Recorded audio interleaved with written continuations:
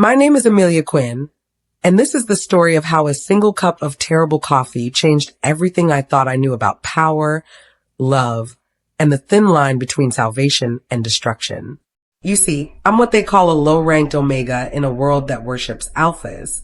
I run a failing cafe in the shadow of skyscrapers owned by wolves who could buy and sell my entire life without blinking. I work 18-hour days to keep my sick brother alive and my mother's dream from dying with her. I'm nobody special, nobody important. At least that's what I believed until Dominic Veron, billionaire, alpha, and the most feared man in the city, knocked on my door at midnight and asked for one last coffee. This is the story of how a king learned to kneel, how an omega learned to roar, and how two broken souls found something worth fighting for in the space between midnight and dawn. Before we dive in, if this is your first time listening to one of our audiobooks, hit that subscribe button. Your support means the world to us, and it helps us bring you more powerful stories like this one. Stick around until the very end of the video and let me know where in the world you're listening from. Now let's begin. Chapter 1. The coffee machine hissed its final breath at 11:47 p.m., and I knew I was dying right along with it. My fingers trembled as I wiped down the counter for the third time tonight, the rag catching on the same worn groove where countless customers had rested their elbows, sharing their stories while I pretended mine didn't matter. The Moonlight Café, Mom's dream turned into my prison, stood empty except for the ghosts of better days and the crushing weight of another failed evening. 12 customers today. 12. I pressed my palms against the cool marble surface, fighting the ache that had settled deep in my bones. Not just from the 16-hour shift, but from the phone call I'd gotten during the lunch rush. The one about Danny's medical bills. The one about the second mortgage. The one that made me realize we had maybe 3 weeks before they'd strip away the only thing Mom left us. Tomorrow will be different, I whispered to the empty room, my voice barely audible over the city's distant hum. It was the same lie I'd been telling myself for 6 months, ever since the pack's new territory lines pushed most of our regulars away. Ever since being a low-ranked omega in this part of town became more liability than blessing. I flipped the sign to closed and started my ritual. Checking the register, pathetic, wiping the espresso machine, spotless but dying, and mentally calculating how many miracles I'd need to keep this place alive until Danny got better. The bell above the door chimed. My heart sank. We're closed, I called out without turning around, exhaustion making my voice sharper than intended. Sorry, but one last coffee. The voice hit me like winter air, smooth, commanding, and completely wrong for this time of night. I turned slowly and my world tilted off its axis. Golden eyes. That was my first coherent thought. Not brown, not amber, pure molten gold, watching me with an intensity that made my omega instinct scream in conflicting directions. Run. Submit. Hide. Fight. The man standing in my doorway wasn't just tall. He consumed space like he owned it. His suit probably cost more than I made in 3 months. Charcoal gray and perfectly tailored to a frame that screamed predator. Dark hair, sharp jaw, and an aura of power so thick I could taste it on my tongue like copper pennies. I knew exactly who he was. Everyone in the city knew Dominic Veron, the billionaire alpha whose pack controlled half the corporate world and whose reputation for ruthlessness preceded him like a death sentence. He was the wolf parents warned their daughters about, the king of an empire built on fear and absolute dominance. And he was standing in my pathetic little cafe at midnight asking for coffee.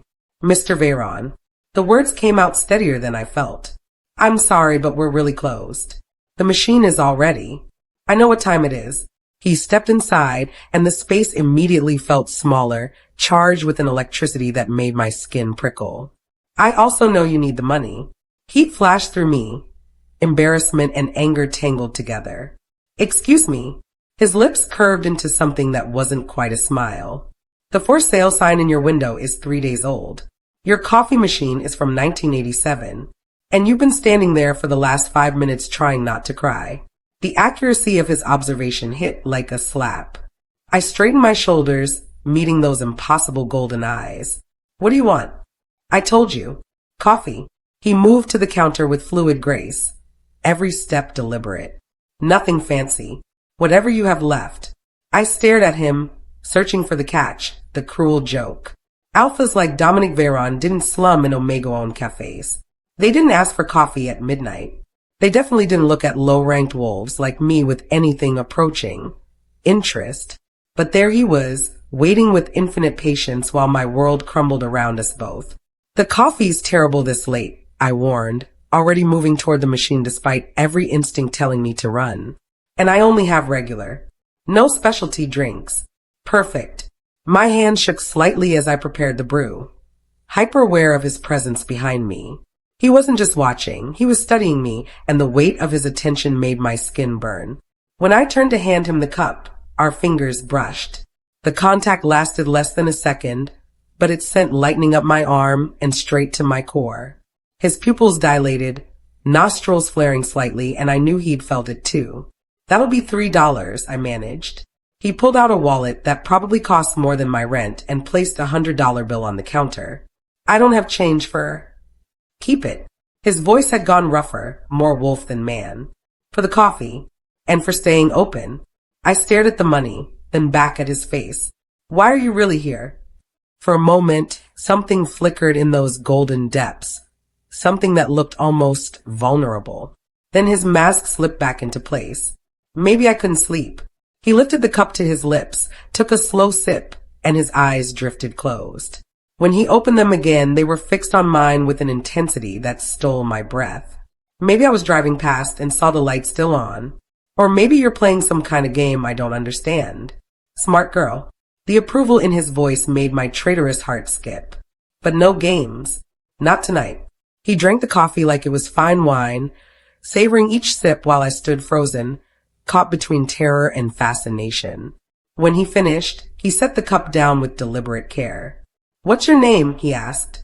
Every Omega survival instinct screamed at me to lie. Instead, I heard myself say Amelia. Amelia. He repeated it like he was tasting something precious. I know who you are. Do you? He leaned forward slightly, and I caught his scent, pine, leather, and something darker that made my wolf whimper. Because I'm starting to think I have no idea who you are. Before I could process what that meant, he straightened and moved toward the door. My heart sank with unexpected disappointment. Mr. Veron? The words escaped before I could stop them. He paused, hand on the doorframe, and looked back. In the dim light, he looked less like a ruthless billionaire and more like a man carrying the weight of the world. This won't be my last coffee here, Amelia. Then he was gone, leaving nothing but the lingering scent of pine and the echo of a promise that felt more like a threat. I stared at the $100 bill on my counter, my heart racing and my world suddenly terrifyingly different. Because I realized, standing there in the empty cafe with the taste of his attention still burning on my tongue, that I wanted him to come back, even if it destroyed me. Chapter 2. 3 nights passed before he returned, and I'd convinced myself I'd imagined the electricity between us. I was wrong. The bell chimed at 11:52 p.m., and there he was again. Same impossibly expensive suit. Same predatory grace. But tonight, something was different. The armor of absolute confidence had cracks in it.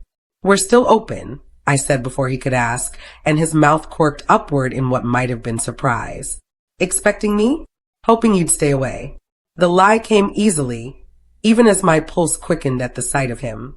He moved to the same table as before, but instead of commanding the space like a king claiming his throne, he sank into the chair like a man carrying invisible weights.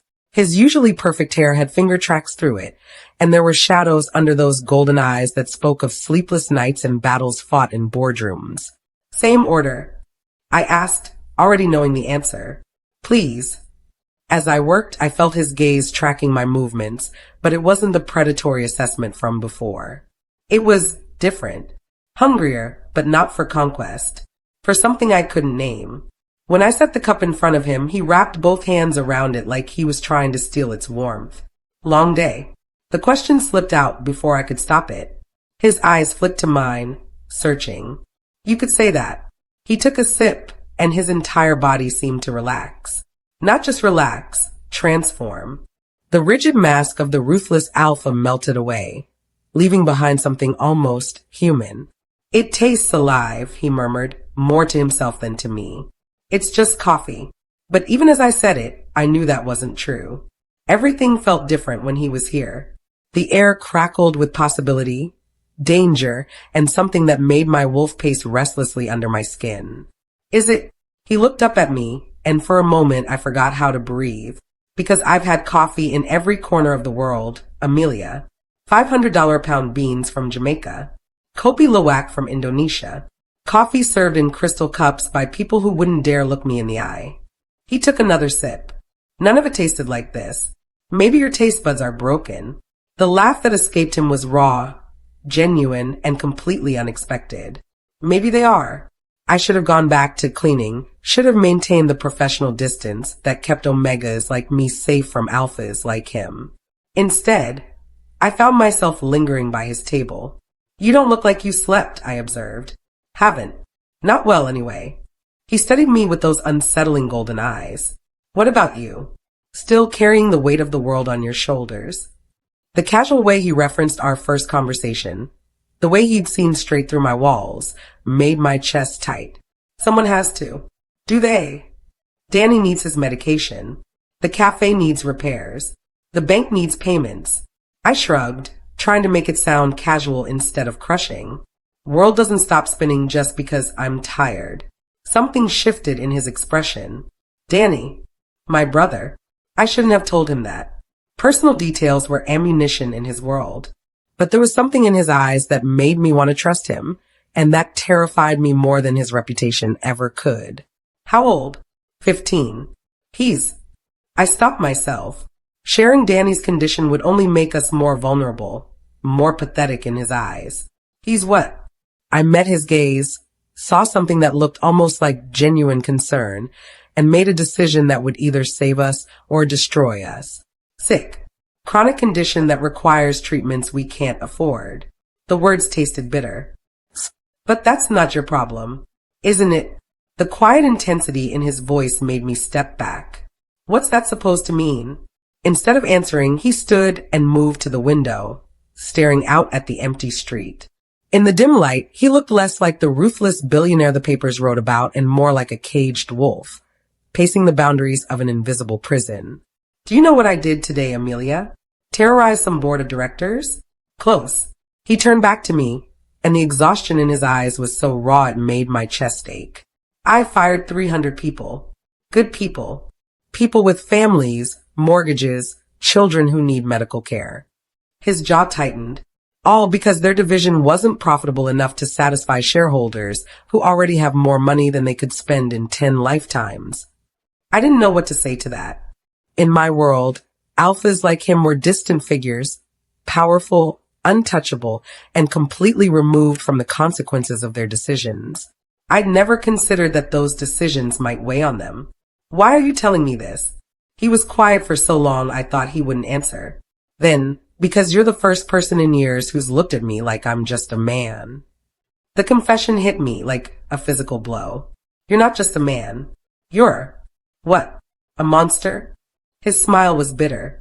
Most days, you'd be right. I was going to say an alpha. Same thing in most people's eyes. I studied his face, the sharp cheekbones, the stubborn line of his jaw, the way his carefully constructed mask kept slipping to reveal glimpses of something vulnerable underneath. Not in mine. The words hung between us, changing everything and nothing all at once. His eyes locked on mine, and I felt that dangerous pull again, stronger this time. Like gravity, but more dangerous. You should be afraid of me, he said quietly. I know. I could destroy your world with a phone call. I know that too. Then why aren't you running? I looked at this man, this alpha who commanded empires and struck fear into the hearts of his enemies, sitting in my humble cafe like it was a sanctuary, drinking coffee that cost less than his tie, and looking at me like I was the most fascinating thing he'd ever encountered. Because, I said, my voice steadier than I felt, maybe we're both tired of running from things that scare us. Something flashed in his eyes, surprise, hunger, and something that looked dangerously like hope. Then his phone buzzed. Reality crashed back as he glanced at the screen, and I watched the vulnerable man disappear, replaced by the cold, calculating alpha the world knew and feared. I have to go. He stood, pulled out his wallet, and left another 100 on the table. You don't have to. Yes, I do. He paused at the door, and when he looked back, the mask had slipped again. Same time tomorrow? It wasn't really a question. It was a promise wrapped in a request, and we both knew I'd be here waiting. The coffee will still be terrible, I warned. I'm counting on it. After he left, I stood in the empty cafe, staring at the money he'd left behind and wondering if I was making the biggest mistake of my life. Because for the first time since Mom died, I wasn't just surviving. I was looking forward to tomorrow. Chapter 3. A week had passed since that promise, and he'd kept it every single night. Tonight, the cafe felt different. Smaller. More intimate. The harsh fluorescent lights were off, leaving only the warm glow of the vintage lamps Mom had insisted on keeping. Outside, the city had settled into its midnight rhythm, and shadows stretched long across the empty tables like fingers reaching for secrets. Dominic sat in what had become his usual spot, but instead of the rigid posture of a man always ready for battle, he'd settled back in his chair. His tie was loosened, the first 2 buttons of his shirt undone, and for once, he looked almost relaxed. Almost. You're staring, he said without looking up from his coffee. You're in my cafe. I can stare if I want to. The boldness in my voice surprised us both. His mouth curved upward, not the calculated smile he wore in business photos, but something genuine and warm. Fair point.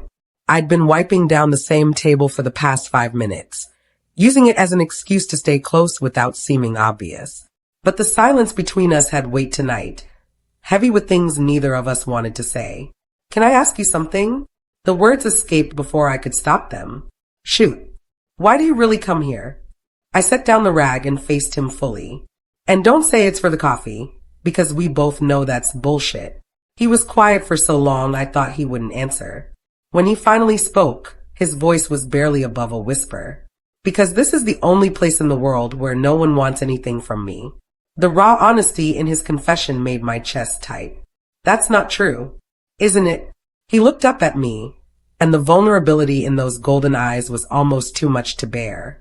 You don't know what it's like, Amelia, to never be sure if someone's talking to you or to your bank account, to have every conversation calculated, every smile measured for what it might gain. He laughed, but there was no humor in it. Even my own pack, they respect me, fear me, obey me. But they don't see me. I moved closer, drawn by something I couldn't name. What do you mean? I mean I've been the alpha since I was 22. Youngest pack leader in modern history. His fingers tightened around the coffee cup. You know what my first official act was? I shook my head. I had to execute my own uncle. He challenged my authority, threatened the pack's stability. The words came out flat, emotionless, but I could see the pain flickering beneath the surface. I put a bullet in his head in front of 300 pack members. And you know what they did afterward? What? They cheered. He met my eyes, because that's what alphas do. We make the hard choices. We carry the weight so others don't have to. We stand alone at the top of the mountain and pretend the view is worth the isolation. The silence that followed was heavy with ghosts and regret. I found myself moving to the chair across from him, sitting without invitation. Is it, I asked quietly, worth it?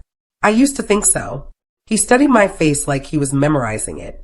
Power, wealth, control. They're supposed to be enough. They're supposed to fill the spaces inside you that ache. He paused. They don't.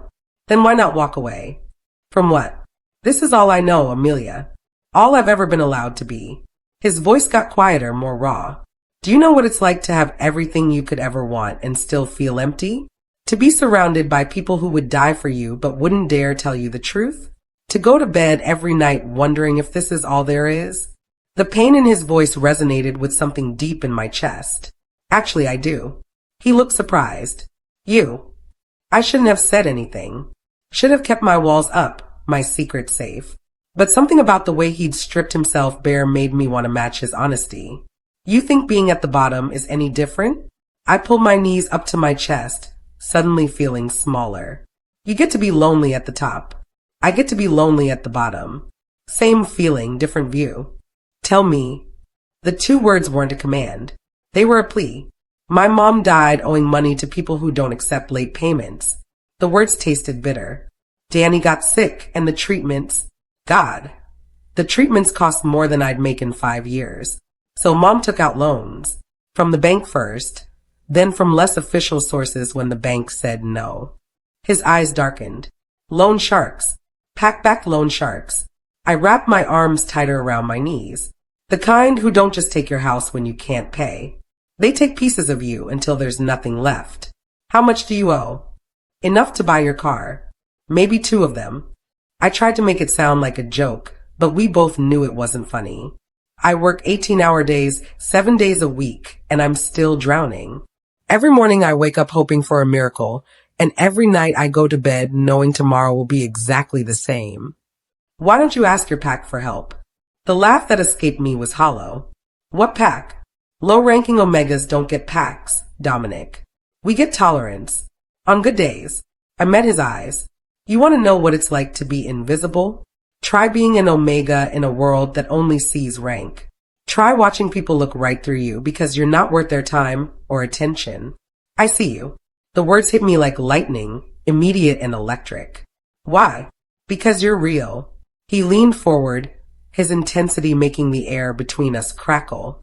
Everyone else in my life is performing, playing roles, saying what they think I want to hear. But you, he shook his head. You tell me my taste buds are broken. You call my bullshit. You look at me like I'm just a man who wandered into your cafe instead of some kind of god to be worshipped or monster to be feared. You are just a man. No, I'm not. His voice was rough. I haven't been just a man since the day they put a crown on my head and told me the lives of thousands of people depended on my decisions. Then who are you when you're here? The question hung between us like a bridge neither of us was sure we should cross. Outside, the city hummed its midnight song. But inside the cafe, there was only the sound of 2 people breathing and the weight of truths neither had expected to share. I don't know, he admitted finally. That's what scares me. Good, I said, surprising us both. Being scared means you're still human. Something shifted in his expression. Surprise, recognition, and something that looked dangerously like hope. What about you? He asked. Who are you when the cafe closes and the world stops watching? Tired. The answer came without thought. So fucking tired of pretending I'm strong enough to carry everything alone. You don't have to. Don't I? I stood up abruptly, the intimacy of the moment suddenly too much. That's easy for you to say. You have choices. Power. Options. I moved back toward the counter, needing distance. I have responsibilities and not enough hours in the day to meet them all. Amelia. Something in the way he said my name made me turn back. He was standing now, and the space between us felt charged with electricity. What if you didn't have to carry it alone? What's that supposed to mean? Instead of answering, he closed the distance between us in 3 strides. Suddenly, he was close enough that I could smell his scent, pine and leather, and something darker that made my wolf whimper with want.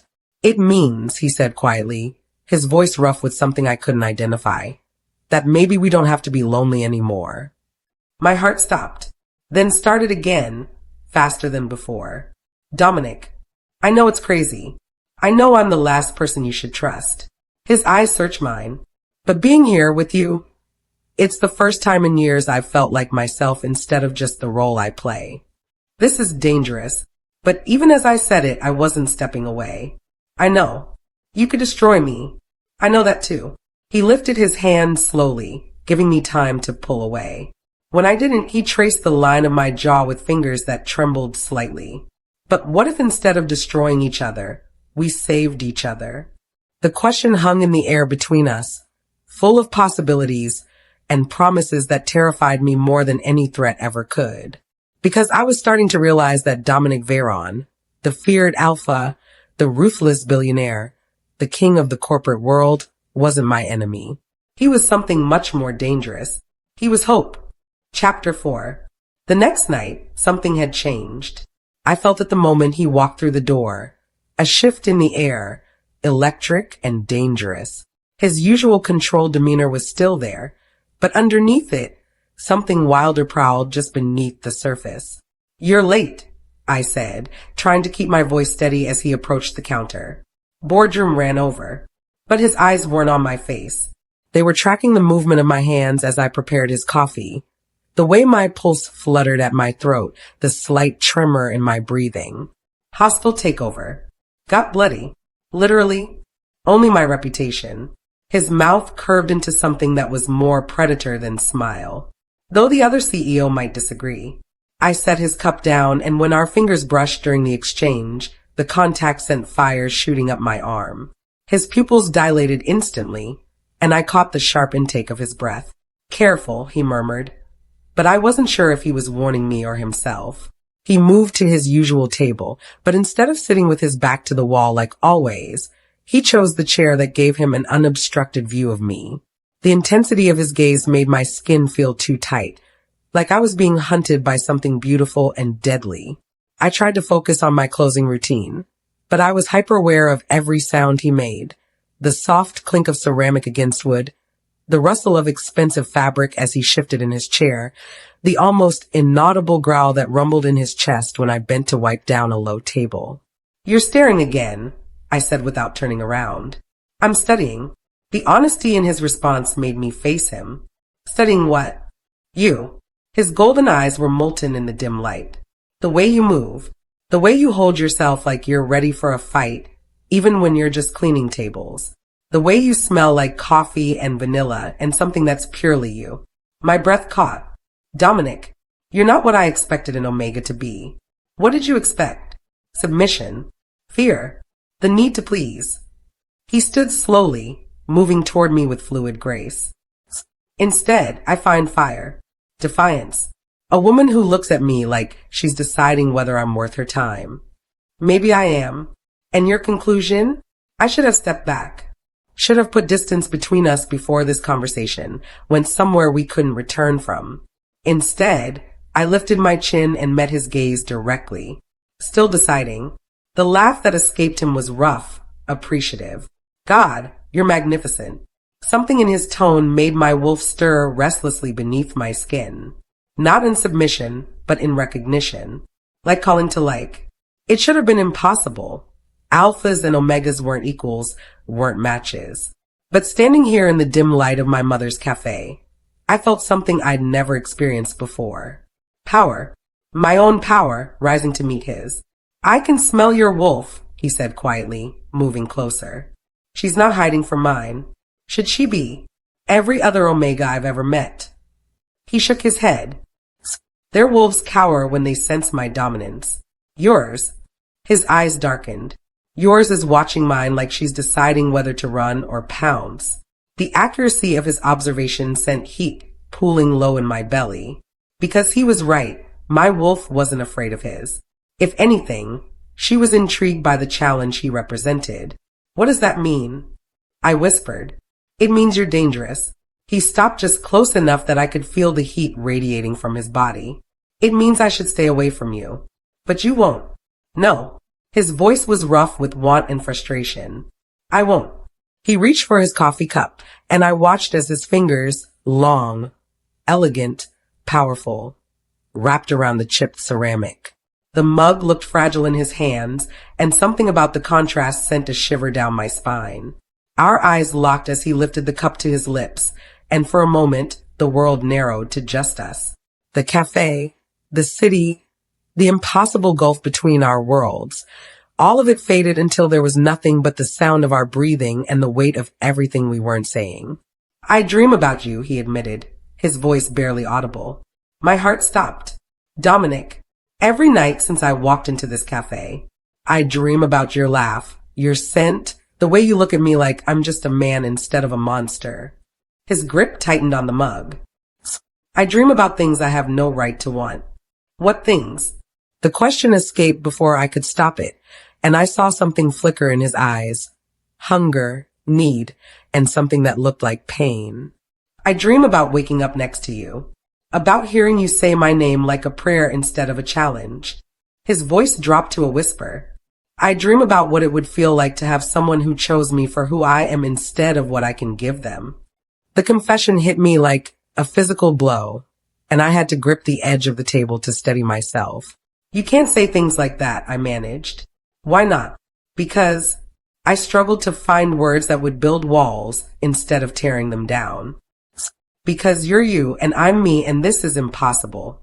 Is it? He set the cup down carefully and I watched a hairline crack spread across the rim. Or are you just afraid? Of course I'm afraid. The words came out sharper than intended. You want to know what I'm afraid of? I'm afraid of getting used to this. To having someone look at me like I matter. I'm afraid of forgetting that you could snap your fingers and destroy everything I've built. I would never. Wouldn't you? I stepped back, needing distance from the magnetic pull of his presence. You're an alpha, Dominic. The alpha. Your world operates on power and dominance and control.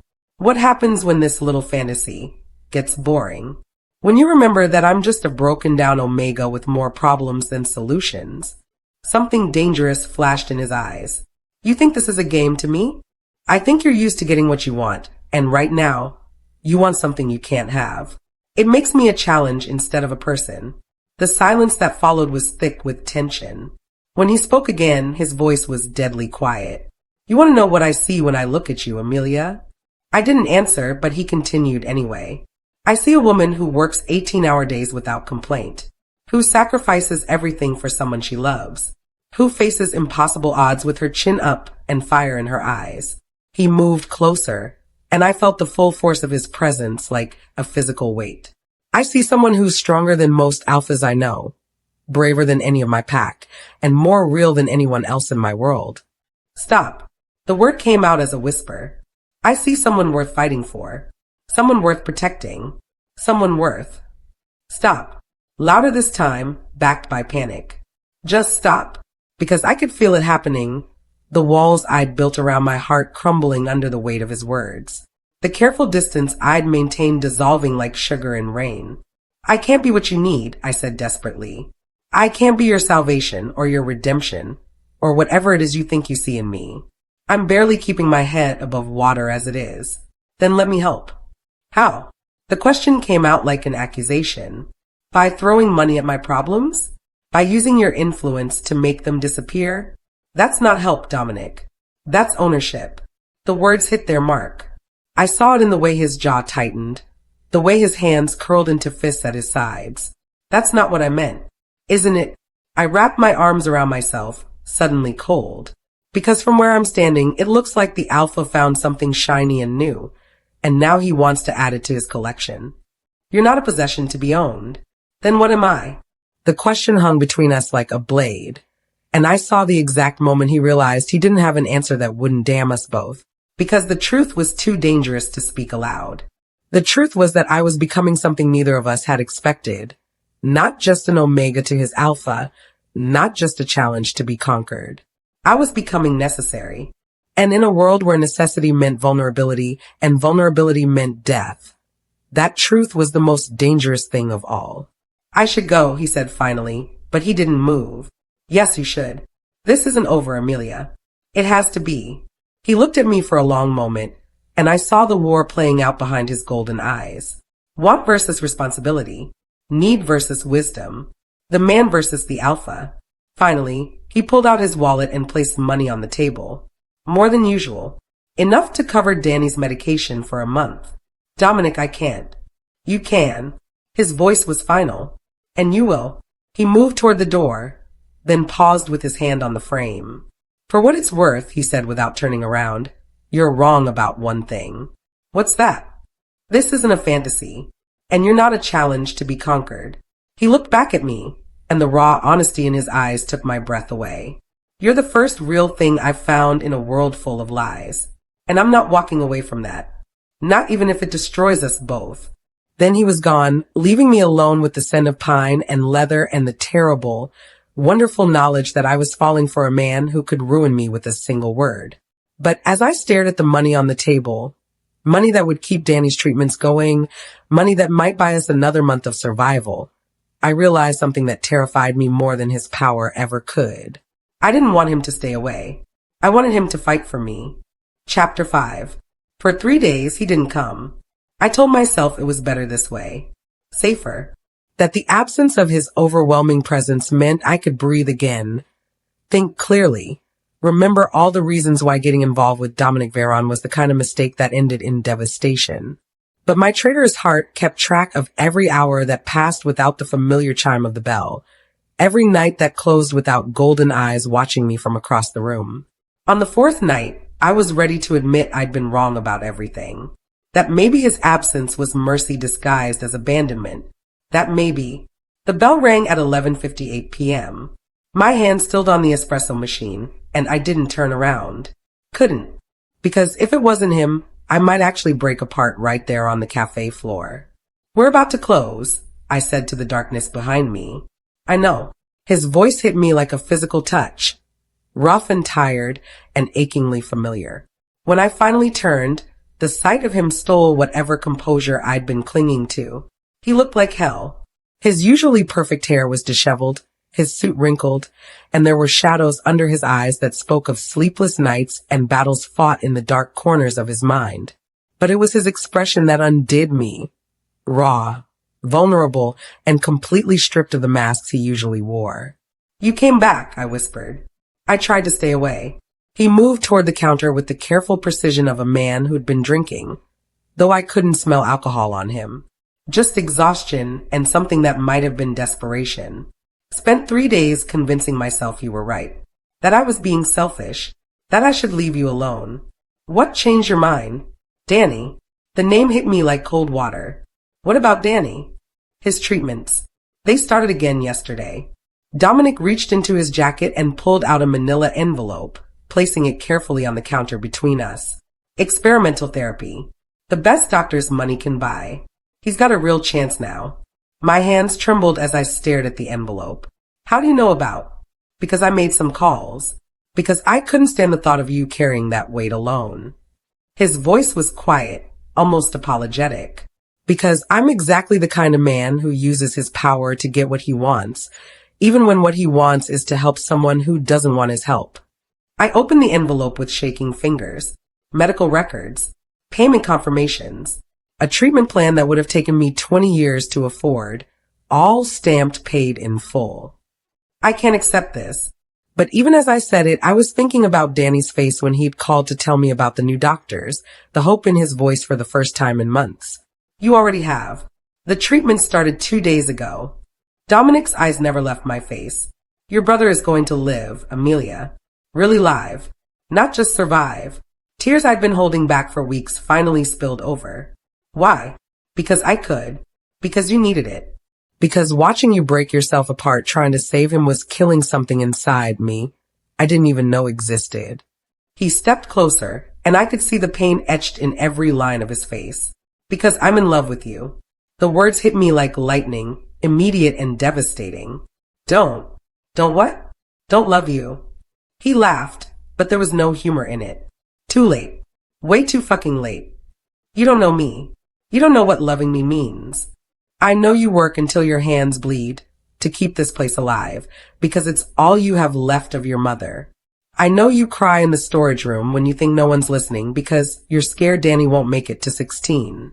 I know you haven't bought yourself new clothes in 2 years because every penny goes to his care or this cafe. His voice got rougher with each word. I know you put sugar in your coffee, but tell everyone you drink it black because you think wanting sweet things makes you weak. I know you hum your mother's lullabies when you're nervous, and I know the sound of your laugh could bring me to my knees. Stop. The word came out broken. I know you're afraid of me, of what I represent, of what loving me could cost you. He was close enough now that I could see the gold flecks in his eyes, could feel the heat radiating from his body.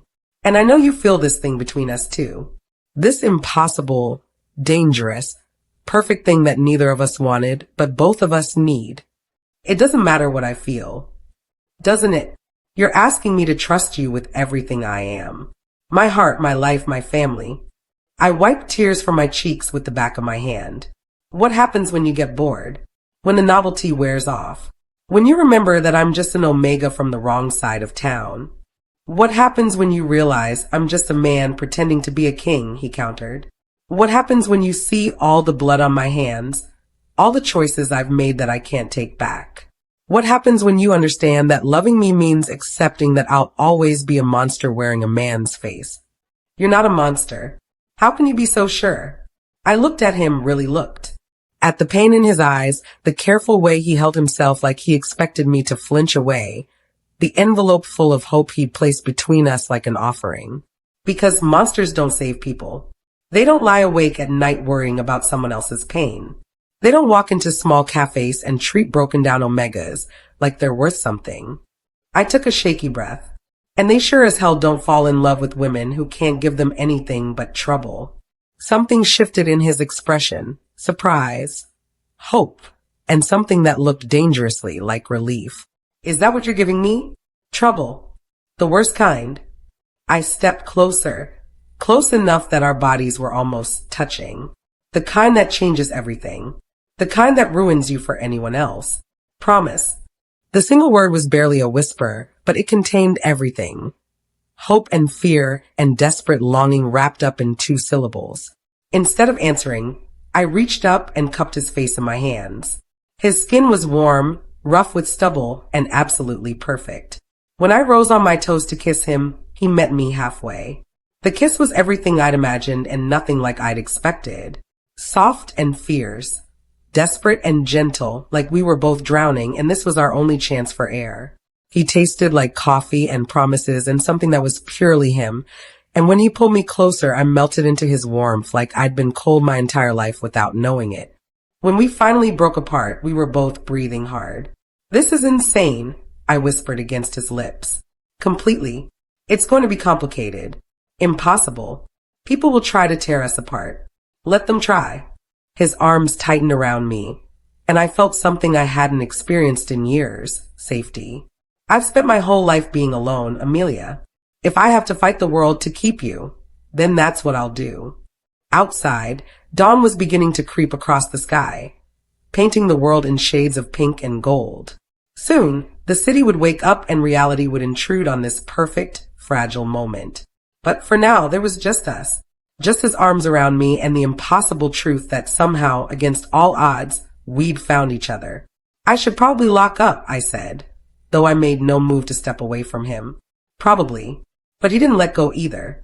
The money is yours. No strings attached. He brushed a strand of hair from my face with infinite gentleness. I meant what I said before. You're not a possession to be owned, and I'm not trying to buy you. Then what are you doing?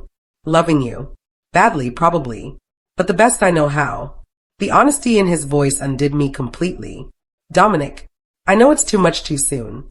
I know I should have asked before I interfered with Danny's treatment. I know I'm probably scaring the hell out of you. He rested his forehead against mine.